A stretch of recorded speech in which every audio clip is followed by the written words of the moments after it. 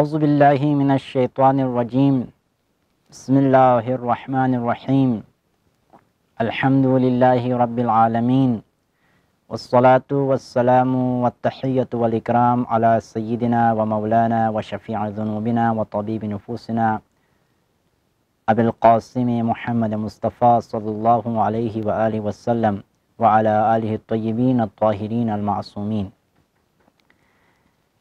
اما بعد، قال اللہ تبارک و تعالی فی القرآن المجید والفرقان الحمید وما ارسلناک الا رحمتا للعالمین. ناظرین کرام، آپ دیکھ رہے ہیں اقرا ٹی وی. سیرت رسول اکرم صلی اللہ علیہ وسلم پروگرام کے ساتھ حاضر خدمت ہوں آپ کا میزبان صابر حسین سراج. ناظرین کرام، ماہ ربیع الاول ہے. یہ ماہ آپ کے اور میرے مولا، آپ کے اور میرے سردار خاتم الانبیاء حضرت محمد مصطفیٰ صلی اللہ علیہ وسلم سے منسوب ہے، کیونکہ اسی مہینے میں آپ کی ولادت باسعادت ہوئی اور آپ کے نور اقدس سے یہ تاریک دنیا روشن ہوئی. ناظرین کرام، یوں تو ہم میں سے ہر ایک آپ صلی اللہ علیہ وسلم کی ذات سے اپنی عقیدت کا اظہار کرتے ہیں. ابتدائی اسلام سے آج تک شعراء شعر کے انداز میں، کتاب لکھنے والے کتاب کے انداز میں، خطاب کرنے والے خطبات کے انداز میں، تقاریر کے انداز میں، ہر ایک اپنی لحاظ سے ختم المرتبت کی توصیف کرتے ہوئے، آپ کی مدحت سرائی کرتے ہوئے چلتے آ رہے ہیں. لیکن آج ہم آپ کو ایک ایسے در پہ لے جاتے ہیں جہاں سے ہم ختم المرتبت کی مدحت ثنائی سنتے ہیں کہ وہ در اہل بیت ہیں، کہ جو آپ صلی اللہ علیہ وسلم کے خاندان والے ہی ہیں. خاندان اہل بیت کی وہ عظیم شخصیت امیر کائنات مولا امیر المؤمنین حضرت علی بن ابی طالب علیہ السلام، جن کے بارے میں خود خاتم المرتبت صلی اللہ علیہ وسلم نے فرمایا تھا.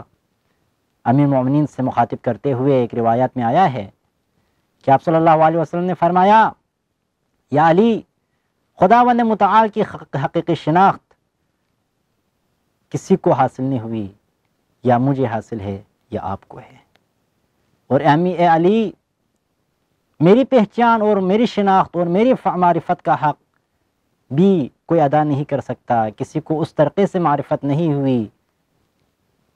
اگر میری حقیقی پہچان ہوئی ہے تو وہ یا میرے خالق و مالک ذات رب کائنات کو میری پہچان ہے یا آپ کو ہے. اور اسی طرح فرمایا، اے علی، اور آپ کے فضائل اور آپ کے کمالات کی پہچان، آپ کے فضائل کی بے معرفت یا اس ذات گرامی کو ہے یا مجھے ہے. تو آئیں ہم اس علی سے جس کے بارے میں آپ نے فرمایا کہ میری پہچان، حقیقی پہچان آپ کو ہوئی ہے، آج ہم مولائے کائنات امیر المؤمنین حضرت علی بن ابی طالب، جو آپ کے وصی اور جانشین ہیں، ان کی زبانی آپ کی مدحت ثنائی سنتے ہیں. ناظرین کرام، جب میں نے نہج البلاغہ، جو فصاحت و بلاغت کا ایک اعلیٰ شاہکار ہے، جب اس کتاب کو میں نے دیکھا، اس کتاب کا مشاہدہ کیا، تو امیر کائنات کے کلام میں، امیر کائنات کے خطبات میں 25 سے زیادہ خطبات ہیں جو آپ نے ختم المرتبت صلی اللہ علیہ وسلم کی توصیف، آپ کی بعثت کے مقاصد، آپ کے بعثت کے وقت کے حالات اور ان چیزوں کے بارے میں آپ نے بیان فرمائے. ہم ان میں سے کچھ جھلک آپ کو دکھانے چلتے ہیں.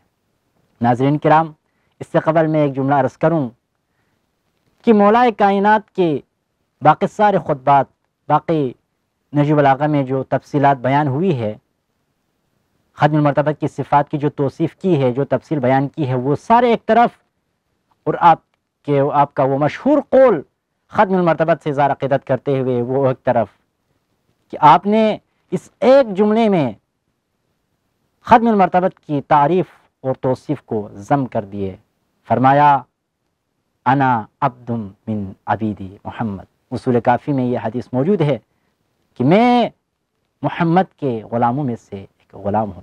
قربان جاؤں مولائے کائنات کی فصاحت و بلاغت اور آپ کے اس کلام پر کہ ایک مختصر جملے میں آپ نے ختم مرتبت کی وہ توصیف و ثنا بیان کی کہ شاید کوئی شاعر، کوئی خطیب، کوئی ادیب اس انداز میں، اس مختصر جملے میں اس قدر بیان کرنا ان کے لیے ممکن ہی نہ ہو۔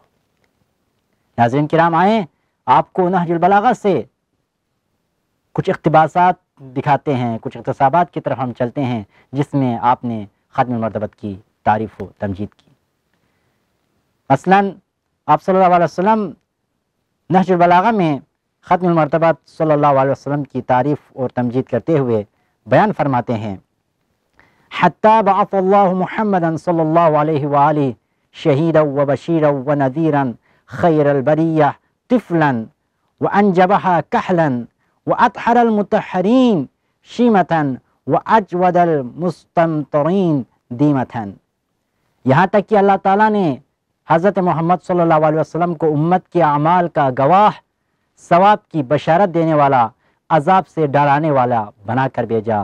اللہ اکبر۔ فرمایا جو بچپن میں بہترین خلائق اور سن رسیدہ ہونے پر بھی اشرف کائنات تھے، عادات کے اعتبار سے تمام پاکیزہ افراد سے زیادہ پاکیزہ، اور باران رحمت کے اعتبار سے ہر صحاب رحمت سے زیادہ کریم و جواد تھے۔ اللہ اکبر۔ امام الکلام، کلام الامام۔ ایک اور جگہ پہ آپ علیہ السلام نے ارشاد فرمایا فَهُوَ إِمَامٌ مَّنِ اتَّقَى وَبَصِيرَةٌ مَّنِ اهْتَدَى سِرَاجٌ لَمَعَ ضَوْءُهُ وَشِهَابٌ سَطَعَ نُورُهُ۔ آپ اہل تقوی کے امام اور ہدایت چاہنے والوں کے لیے سرچشمہ بصیرت و ہدایت ہیں۔ آپ ایسا چراغ ہیں جس کی روشنی لو دے رہی ہے، اور ایسا ستارہ جس کا نور درخشاں ہے۔ ان کی سیرت میانوری، سنت، رشد و ہدایت، ان کا کلام حرف آخر اور ان کا فیصلہ عادلانہ ہے۔ اللہ تعالیٰ نے آپ صلی اللہ علیہ وسلم کو اس وقت بھیجا جب انبیاء کا سلسلہ موقوف تھا اور بدعملی کا دور دورہ تھا اور امتوں پر غفلت چھائی ہوئی تھی۔ اس انداز میں امیر کائنات ختم المرتبت کی تعریف اور توصیف اور آپ کی صفات و کمالات بیان فرما رہے ہیں نہج البلاغہ کے خطبات میں۔ ایک اور مقام پر ارشاد فرمایا بزرگی اور شرافت کے معدنوں اور پاکیزگی کی جگہوں میں آپ صلی اللہ علیہ وسلم کا مقام بہترین مقام اور آپ کی نشوونما کی جگہ بہترین منزل ہے۔ نیک کرداروں کے دل آپ کی طرف جھکا دیے گئے، اللہ اکبر، اور نگاہوں کے رخ آپ کی طرف موڑ دیے گئے۔ اللہ تعالیٰ نے آپ کے ذریعے کینوں کو دفن کر دیا، امن و سکون کا دورہ رائج کر دیا۔ جیسا کہ آپ کو معلوم ہے کہ عرب میں اس وقت یہ حالت تھی کہ انسان جو ہے وہ جہالت کی انتہا پر پہنچ چکا تھا۔ معمولی باتوں پر جنگیں ہوتی تھی، ایک دوسرے کے ساتھ چپقلش کا دورہ تھا۔ تو آپ صلی اللہ علیہ وسلم فرماتے ہیں کہ اللہ نے آپ کے ذریعے کینوں کو دفن کر دیا اور عداوتوں کے شعلے بجھا دیے، لوگوں کو بائی بائی بنا دیا اور کفر کی برادری کو منتشر کر دیا، اہل ذلت کو باعزت بنا دیا، کیونکہ وہاں پر اس دور میں طبقاتی نظام تھا، سرداری نظام تھا، اور کچھ لوگوں کو حقیر سمجھتے تھے، جن کے پاس مال و دولت نہیں ہوتے تھے ان کو حقیر سمجھتے تھے۔ تو فرمایا اہل ذلت کو باعزت بنا دیا اور کفر کی عزت پر پکڑنے والوں کو ذلیل کر دیا۔ آپ کا کلام شریعت کا بیان اور آپ کی خاموشی احکام کی زبان۔ اللہ اکبر۔ اسی طرح آپ صلی اللہ علیہ وسلم کے مکارم اخلاق کو بیان کرتے ہوئے آپ امیر المومنین علیہ السلام فرماتے ہیں یہ اخلاق کی اہمیت اور عظمت کی دلیل ہے کہ آپ صلی اللہ علیہ وسلم کے بارے میں خداوند متعال نے ارشاد فرمایا انکا لعلی خلق عظیم۔ دوسری طرف ہمیں آپ صلی اللہ علیہ وسلم کا خود فرمان نظر آتے ہیں انما بعثت لاتمم مکارم الاخلاق۔ اسی طرح آپ انہی اعلیٰ اخلاق و صفات کا اعلیٰ ترین نمونہ ہے۔ ناظرین کرام، امیر کائنات آپ صلی اللہ علیہ وسلم کے بارے میں مزید تعریف و تمجید بیان کرتے ہوئے فرماتے ہیں رسول اکرم صلی اللہ علیہ وسلم کی زندگی انتہائی سادہ زندگی تھی۔ آپ صلی اللہ علیہ وسلم سب کے لیے نمونۂ عمل تھے۔ آپ عام لوگوں کی طرح زندگی گزارتے تھے۔ آپ کسی قسم کے پروٹوکول اور ان چیزوں کے چاہنے والے نہیں تھے۔ امیر المومنین نہج البلاغہ میں فرماتے ہیں رسول اللہ صلی اللہ علیہ وسلم زمین پر بیٹھ کر کھانا کھاتے تھے اور غلاموں کی طرح بیٹھتے تھے، عام لوگوں کے ساتھ بیٹھتے تھے، اپنے ہاتھ سے جوتے ٹانگتے تھے اور اپنے ہاتھوں سے کپڑوں میں پیون لگایا کرتے تھے، اور بے پالان گدھوں پر بھی سوار ہوتے تھے، اور اپنے پیچھے بھی بعض اوقات کسی کو بٹھا بھی لیتے تھے۔ گھر کے دروازے پر ایک دفعہ ایسا پردہ پڑا تھا جس میں تصویریں تھیں، تو آپ صلی اللہ علیہ وسلم نے اپنی ایک زوجہ سے فرمایا کہ اسے میری نظروں سے ہٹا دو، جب میری نظریں اس پر پڑتی ہے تو مجھے دنیا اور اس کی آرائشیں یاد آ جاتی ہے۔ آپ نے دنیا سے دل ہٹا لیا تھا اور اس کی یاد تک اپنے نفس سے مٹا ڈالی تھی، اور یہ چاہتے تھے کہ اس کی سج و دج نگاہوں سے پوشیدہ رہے تاکہ ان سے عمدہ عمدہ لباس حاصل کرے اور نہ اسے اپنی منزل خیال کرے اور نہ اس میں زیادہ قیام کی آس لگائیں۔ امیر المومنین علیہ السلام مزید آپ کی تعریف و تمجید بیان کرتے ہوئے فرماتے ہیں عادات کے لحاظ سے، عادات کے اعتبار سے آپ صلی اللہ علیہ وسلم تمام پاکیزہ افراد سے پاکیزہ، اور باران رحمت کے اعتبار سے ہر صحاب رحمت سے زیادہ کریم و جواد تھے۔ بس ناظرین، اگر آپ ختم المرتبت کی تعریف و تمجید کو حقیقی انداز میں سمجھنا چاہتے ہیں تو آپ امیر کائنات کے نہج البلاغہ کی طرف آپ رجوع کیجئے اور ان خطبہ کی طرف آپ نظر دوڑائیں، تو آپ کو نظر آئے گا کہ آپ صلی اللہ علیہ وسلم کی ذات گرامی کس منزل اور شرف کے حامل تھے، اور ان کمالات اور صفات آپ صلی اللہ علیہ وسلم میں موجود تھے۔ آخر میں امیر کائنات حضرت علی بن ابی طالب علیہ السلام فرماتے ہیں کہ جب ختم المرتبت حضرت محمد مصطفیٰ صلی اللہ علیہ وسلم کی رحلت ہوتی ہے، آپ کا نور اقدس اس دنیا سے بجھ جاتا ہے اور یہاں سے آپ تشریف لے جاتے ہیں، تو جیسا کہ تاریخی کتابوں میں ہے امیر کائنات نے آپ کو غسل دیا، آپ کی تجہیز و تکفین کی۔ اس موقع پر امیر کائنات نے ایک عظیم فصیح و بلیغ خطبہ ارشاد فرمایا یا رسول اللہ، میرے ماں باپ آپ پر قربان ہوں، آپ کے رحلت فرما جانے سے نبوت، الہی احکام اور آسمانی خبروں کا سلسلہ ختم ہو گیا جو کسی اور نبی کے انتقال سے قطع نہیں ہوا تھا۔ آپ کا غم اہل بیت کے ساتھ یوں خاص ہوا کہ ان کے لیے ہر غم میں باعث تسلی بن گیا، اور ساری امت کے لیے عام ہوا کہ سب برابر کے شریک ہو گئے۔ آپ علیہ السلام فرماتے ہیں اگر آپ نے صبر کا حکم نہ دیا ہوتا اور نالہ و فریاد سے منع نہ کیا ہوتا تو ہم آپ کے غم میں آنسوں کا ذخیرہ ختم کر دیتے، اور یہ درد کسی درمان کو قبول نہ کرتا، اور یہ رنج و علم ہمیشہ ساتھ رہتا، پھر بھی یہ گریہ و بکا اور حزن و اندوہ آپ کی مصیبت کے مقابلے میں کم ہوتا۔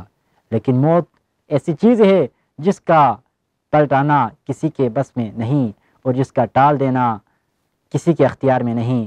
میرے ماں باپ آپ پر قربان ہوں یا رسول اللہ، مالک کی بارگاہ میں ہمارا بھی ذکر کیجیے گا اور اپنی دل میں ہمارا بھی خیال رکھے گا۔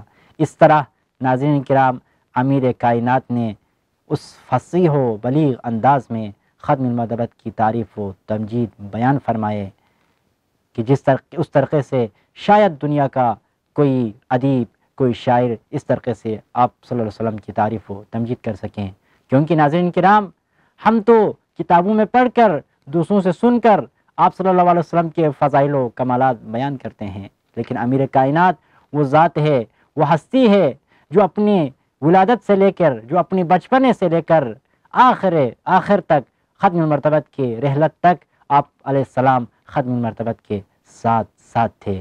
جب آپ صلی اللہ علیہ وسلم پر وحی بھی نازل ہوتی تھی اس وقت بھی امیر کائنات آپ صلی اللہ علیہ وسلم کے ساتھ ہی ہوتے تھے، گھر میں ہو، مسجد میں ہو، جنگوں میں ہو، ہر جگہ امیر کائنات آپ صلی اللہ علیہ وسلم کے ساتھ ہی تھے۔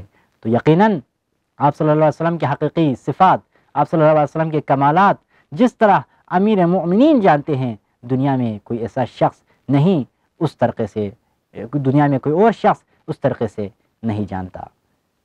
تو آئے ہم رسول اکرم صلی اللہ علیہ وسلم کی زندگی کے ان کمالات و صفات کو جان لیں اور ان کو آج کل کے معاشروں میں لاگو کرنے کی، ان پر عمل کرنے کی ہم سب کوشش کریں۔ اجازت چاہتا ہوں، والسلام علیکم ورحمۃ اللہ۔